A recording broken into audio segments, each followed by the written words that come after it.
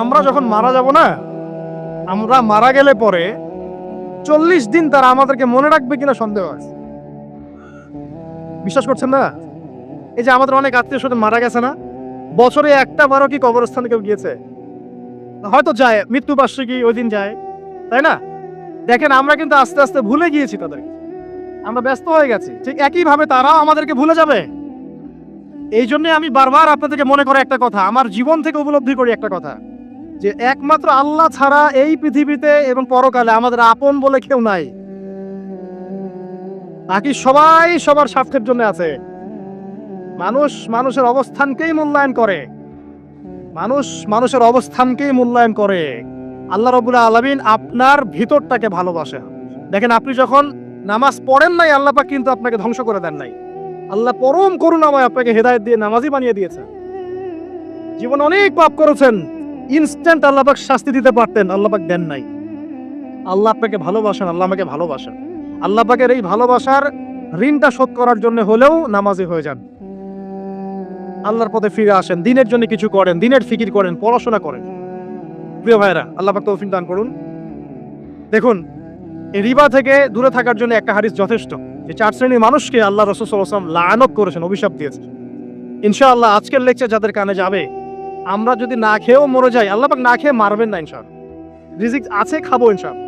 কিন্তু হয়তো বা অভাব হবে, টাকা পয়সা একটু কম হতে পারে, অন্যের 10 তলা ফ্ল্যাট হবে, আমার হবে না, ঠিক আছে? অন্যের এত বিঘা বিঘা জমি আমার হয়তো হবে না, কিন্তু ইনশাআল্লাহ তাআলা এই যে দুনিয়ার মুসাফিরের জীবনটা, এটা মুসাফিরের জীবন না?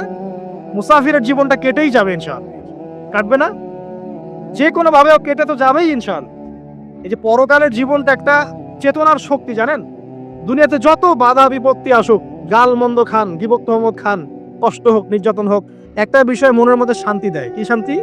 যে এই দুনিয়ার জীবনটা তো আর চিরস্থায়ী নয়, এটা তো আর সারা জীবন থাকবে না। ইনশাআল্লাহ এই অবস্থা আস্তে আস্তে পরিবর্তন হয়ে যাবে। ফাইন্না মাআল উসরি ইউসরা। পরকালে ইনশাআল্লাহ পাবো, দুনিয়াতে না পেলে কি হয়েছে, পরকালে পাবো ইনশাআল্লাহ। যুবক ভাই, এসব জেনা ছেড়ে দেন, আল্লাহ রাব্বুল আলামিন আপনার জন্য হুর রেখেছেন জান্নাত, ইনশাআল্লাহ পাবেন ইনশাআল্লাহ। এটা ছেড়ে দেন, সুদ ছেড়ে দেন, আল্লাহ পাক আপনার জন্য হাউজে কাউসার রাখছে ইনশাআল্লাহ, ঠিক আছে? অন্যায় পাপ ছেড়ে দেন, আল্লাহ রাব্বুল আলামিন আপনার জন্য জান্নাত রেডি করে রাখছে ইনশাআল্লাহ। এই দুনিয়ার জীবনটা ধোঁকা, একটা ছোট্ট জীবন, পুরা ধোঁকা, কিচ্ছু নাই এর মধ্যে। আমার কথা শোনেন, এই দুনিয়ার জীবনে কিছুই নাই।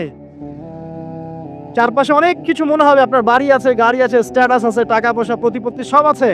আদতে আপনি একা, আদতে আপনাকে একাই কবরে যাওয়া লাগবে, একাই আল্লাহর সাথে হিসাব নিকাশ দিতে হবে। কেউ নাই সাথে, আমাদের সাথে কেউ নাই। কিন্তু আপনি মনে করছেন যে সেলিব্রিটিজম বড়, আমি পলিটিক্যাল নেতা হয়েছি, আমাকে সবাই চেনে, আমি ইকোনমিক সেক্টরে লিড দেই, রাষ্ট্রকে লিড দেই, আমি ধর্মতাত্ত্বিক ক্ষেত্রে লিড দেই, আমাকে দেখলে মানুষ বাহবা দেয়, ইত্যাদি ইত্যাদি।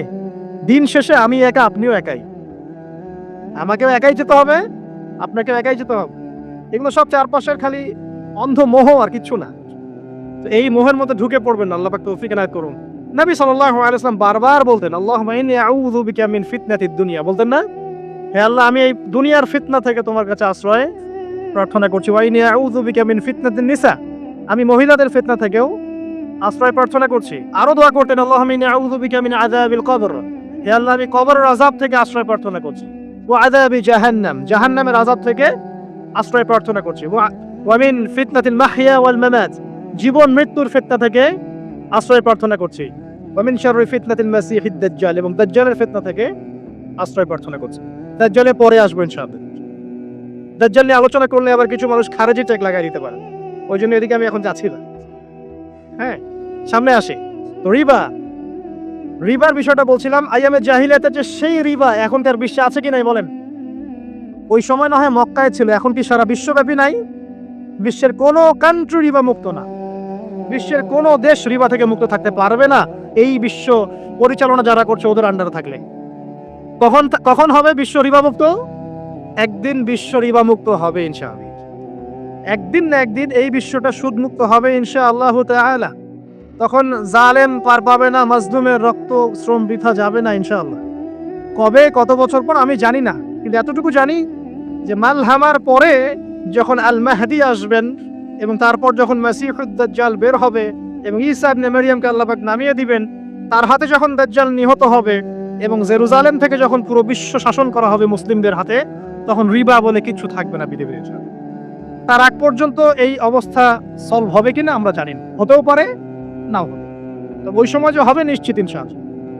আসুন, আইয়ামে জাহিলিয়াতের আরেকটা বড় পাপ ছিল যে এক ভাই বলেছেন, সেটা হচ্ছে নারীর অবমাননা। কে বলেছে এই কথাটা? সামনে একটু। হ্যাঁ, আইয়ামে জাহিলিয়াতের অন্যতম একটা সেরা পাপ ছিল কি? নারীর অবমাননা। এটা নিয়ে কি বলতে হবে? এখন ধর্মের মধ্যেও আমরা নারীদেরকে অবমাননা করছি। বহু নামাজি ব্যক্তি আছে আমাদের মধ্যে, দেখবেন বোনের সম্পত্তি দেয় নাই, মেয়েকে শিক্ষিত করতে চাচ্ছেন না। কেন চাচ্ছেন না? ওর কি অধিকার নাই শিক্ষার?